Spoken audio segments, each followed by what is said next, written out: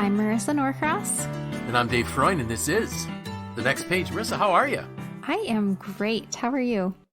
I'm good. Because I have to be honest, right? Mm-hmm. So I'm good today. Yeah. Which is pretty good compared to, or based on some of the things I've been battling, like migraines and foot pain and all those good things. So I'm good. Mm-hmm. And I'm always good when I get to have a conversation with you and we can share it with our friends on the next page. Yes. So as promised, we're talking a little bit more of my experience in Orlando, which I will tell people I came home well. Mm-hmm. I did not catch any of the nastiness that was floating around through some of our southern states. I have had 2 tests since then to prove that I came back well. Mm-hmm.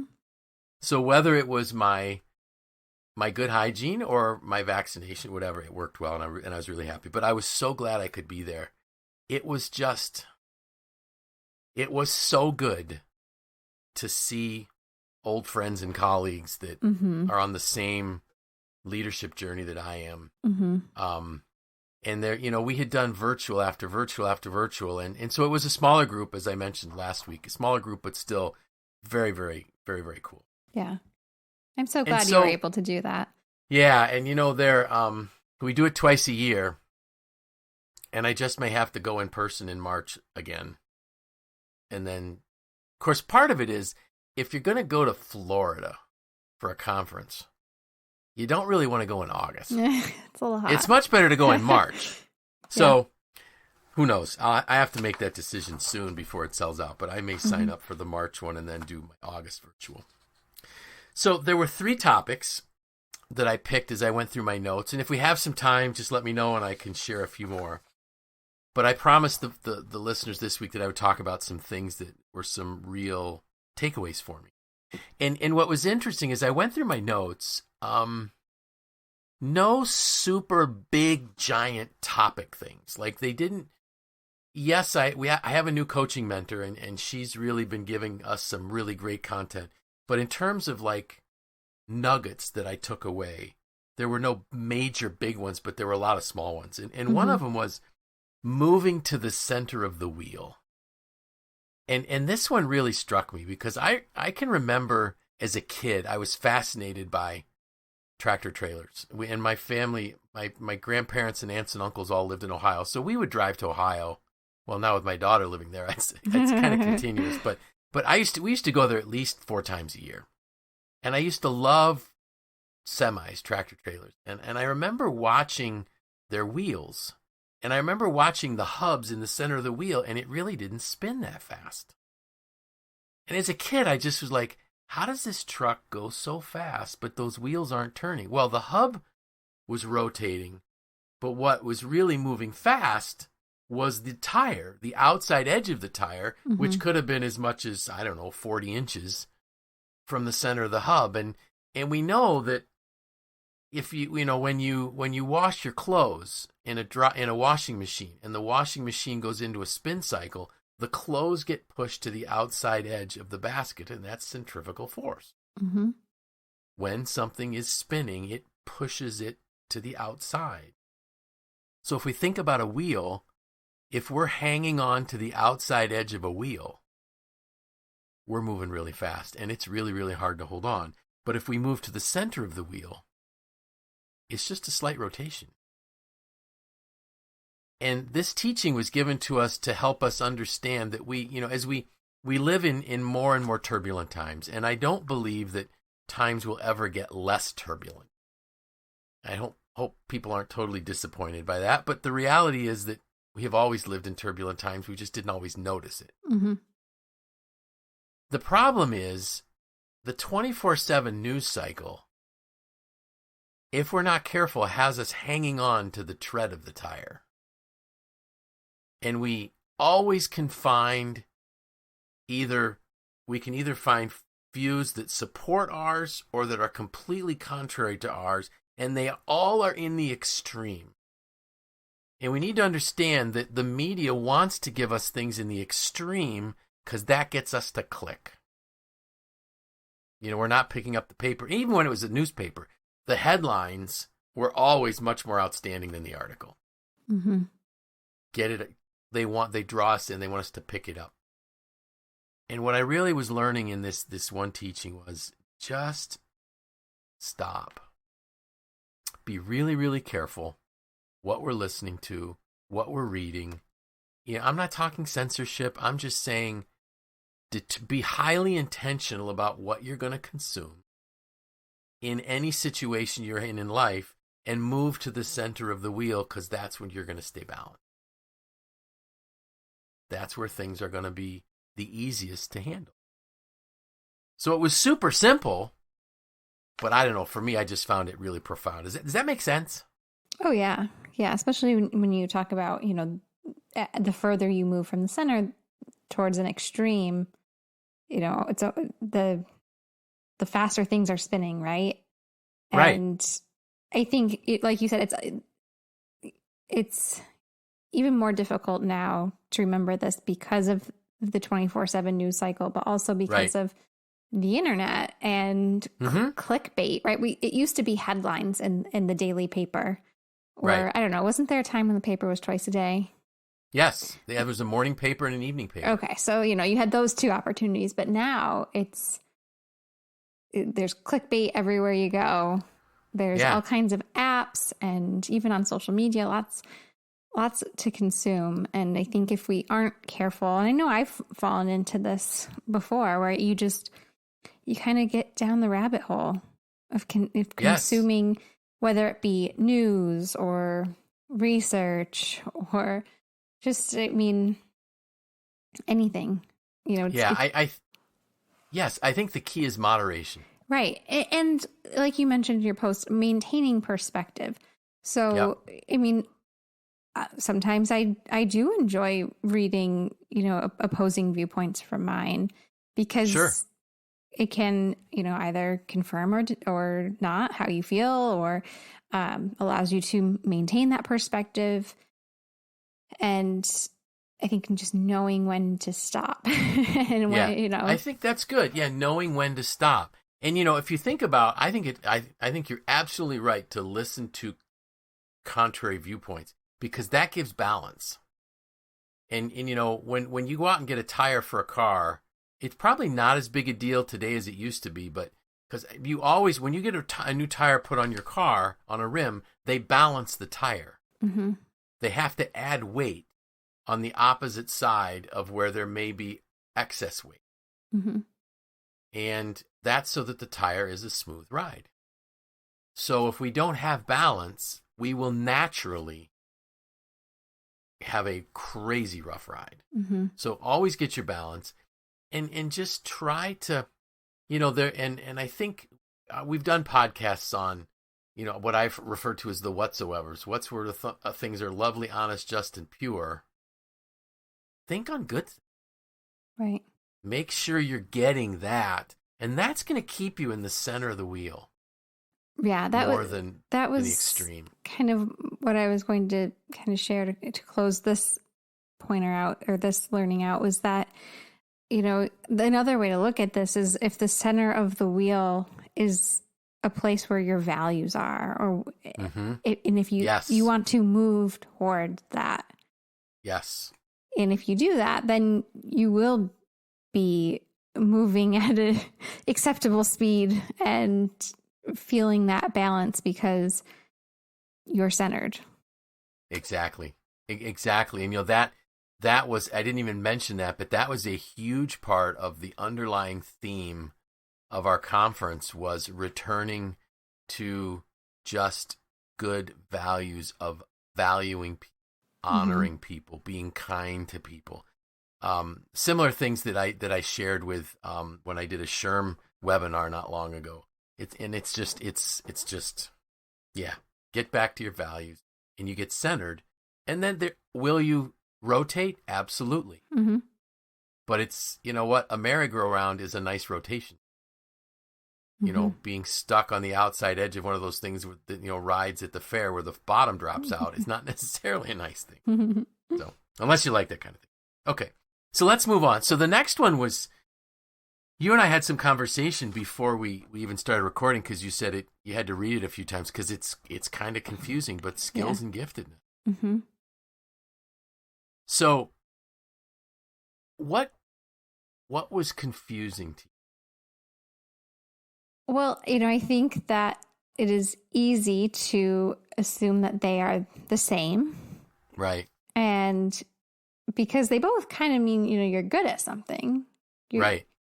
If you're skilled at something, you're good at it. And if you're gifted at something, you're good at it. Sure. And,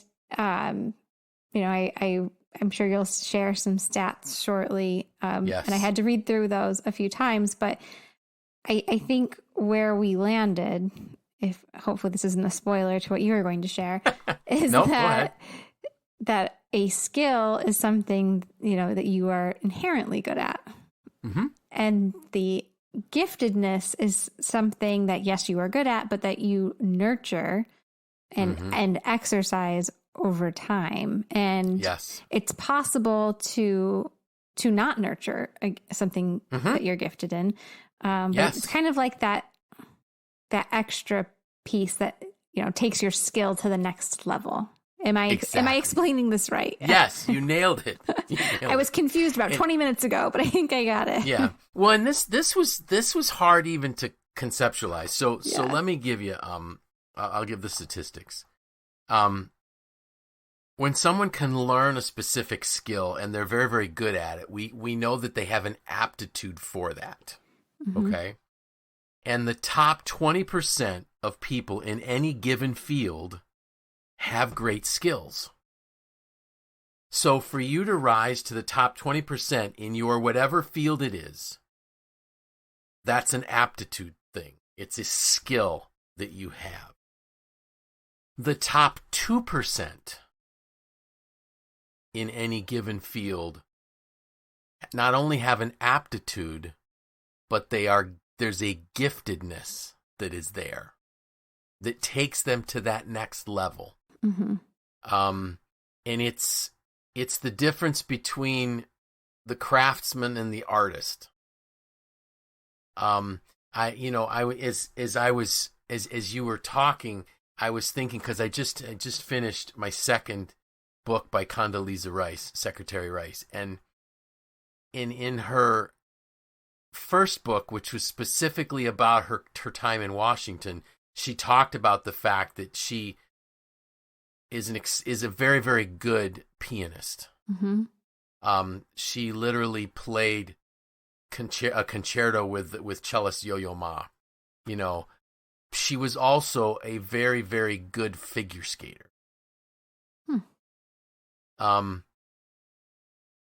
I think she had giftedness in those areas, but didn't exercise them to take it to the level of being a professional concert pianist. Mm-hmm. Because she also had other skill sets, and those were in connecting with people and organization and leadership, and she nurtured those and became, the first Black woman Secretary of State, the first woman National Security Advisor. She is now she was the provost of Stanford. She's now the director of the Herbert Hoover Institute in Stanford. So I think so that's what came to mind. The other one was, and it dawned on me as you and I were talking before, and I mentioned it. So if any, and I'm sure most of our listeners have heard some of John Maxwell's talks, and John is a good speaker. He is really probably one of the best public speakers that I've ever heard. He has a homespun, folksy way of delivering a talk. He was clearly had an aptitude to speak. He could connect with an audience, but he worked on it enough, and he developed his giftedness, mm-hmm. which everyone is gifted in something, at least one thing. And he developed it, and he didn't even know why he was as good as he was until someone broke down his talks into segments. And I remember the look on his face when he was realizing why he could do what he did. Somebody had to unpack it for him. Mm-hmm. For him, that was a giftedness that took it to that level. So what I think about this one is, as leaders, as parents, we should be looking at people, helping them understand their skill sets, their talents. And there's all kinds of skills assessments to check our aptitudes.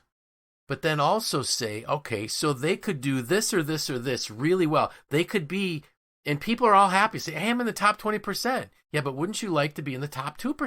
Mm-hmm. Wouldn't you like to take this to the next level, where, if we're going to be totally selfish, where you're going to get paid the most, because the top 2% should get the best wage for what they do, right? And when you can have the greatest impact on society, community, doctors. There's a lot of doctors. So I think to become a doctor, you have to have a certain level of aptitude just to be able to pass those exams and learn that much content. But then think of the ones that are just amazing at what they do. That, I remember hearing my son telling me once that he was in, there was a doctor that was doing some brain surgery, trying to find a brain bleed on somebody in the ER, and Tim had the privilege of going in while this was taking place, and just, he said, watching this man literally sort through arteries in the brain or whatever, he said it was amazing. Mm-hmm. That's giftedness. A lot of people could probably do some of that surgery, but to do it the way he did it, that was giftedness. So the point here was, let's not just, yes, find the top 20%. Absolutely. Because that's going to get our team moving in the direction. And I think too, sadly, there's a lot of giftedness that gets wasted. Mm-hmm. Because nobody's ever pushed to find it. It was interesting. I put this note in my post. I recently heard former NFL quarterback Tony Romo say that joy didn't come from winning games. Improvement in his game brought him. Mm-hmm. That is somebody that understood the giftedness piece. Yeah. Because he wanted to be exceptional. And he literally talked about the feeling of the ball leaving his fingers. That's the difference. Mm-hmm. I think it's important for us, like you said, find the 20%, but to also, look at yourself and say, okay, I'm sure it's easy to define the things you're good at work or personally, but to say, okay, but where am I really gifted? And yes, how can I use that? How can I continue to exercise that muscle and right. And maybe it's, if it's something that you're really gifted in, but you can't use it at work, well, can you use it on some kind of volunteer basis? Absolutely. Or for like a nonprofit organization, or can you get involved with your community doing that? Or maybe it's even just some kind of creative hobby. Yes. I think we're often caught up in this, and I know I speak from experience in this, needing to be efficient or to feel like everything that we spend our time on is, either for work or for like our family. And it's easy to not nurture the gifts that we have that are really giving back to us. Right. Mm-hmm. So certain things, if you're gifted in a craft or a creative outlet or whatever it might be, it can really kind of fill your cup. So it does have value, and you're exercising that skill and that giftedness. And when you do, it energizes. Right. Yes. That's what I was trying. I was reaching for that, but I couldn't quite get it. Yeah. And in this interview that I heard with Tony Romo, he talked about when in his life that shifted. Mm-hmm. When he realized that he had the aptitude, but he literally needed to throw a football hundreds of times every day, 7 days a week, mm-hmm. to develop his gift. Mm-hmm. Which is exciting. When you get that, it's super exciting. And if we think about just our kids or our teams at work, if we can get them doing things that's in their giftedness, that will propel them through life, mm-hmm. which is awesome. So, and thank you for helping me figure out how to articulate that better, because we had a great conversation before we hit record. Mm-hmm. So the third one was, it was great. Building, not branding. We live in this age where, and I fell into the trap for a while where, I need to be on social media and I need to be posting daily and I need to, and I need to work on my brand. What's my brand? What's my brand? And John Maxwell said, stop talking about branding. Just build, just get better. Mm-hmm. And what happens is when you build rather than brand, when you work on getting better, when you work on growing and working in giftedness and what's the sweet spot for our organizations, whatever it might be, when you work on that, after a while, people notice. Yeah. And you don't need the branding will come. Mm-hmm. And in his book, in the book 4 that I've talked about, Jeff Henderson, who's going to be one of the speakers at Live to Lead, by the way, he said, when you know what you're for, and when you're doing what you want to be known for, and people begin to know you for that, they become your marketing people and your branding. Yeah, and it's fine. I didn't know you were going to talk about that book, and nor have I read it. But I was actually going to mention that is that when you're building, you're showing and allowing others to experience what you're for and what you're about. And when you're branding, you're telling people how you want to be seen. Right. But you're not really showing them. You're just telling them. And it's something that I think about a lot because, of course, of what I do professionally. I spend a lot of time on communications, but as a consumer of content and as a millennial who definitely spends too much time on social media, if you start to really look at what you're consuming and you think about branding, it can be really eye-opening. Yeah. To think about how you're being influenced. Yes. Nonstop. Yep. And I think this will, if our listeners could talk back to us, I think this would be there would be a lively conversation around this because we do hear so much about branding and reputation is important. We're not saying that reputation isn't important or that you shouldn't have, if you think about what a brand is at its core, it's like a really defined set of values, a defined vision, and a defined plan for a business. Yep. But it's really evolved. Just how we talked about how news has evolved, brands have evolved. I mean, there's so many more opportunities to get your brand in front of people now. Right. But I think this would be a great conversation, I think, to have with a group of people. Yes. And it's something I do kind of, when you just like stare into the abyss and like think about things. Sometimes this is one of those topics where I'm like, wait, what is going on in my brain right now when I'm being exposed to this marketing?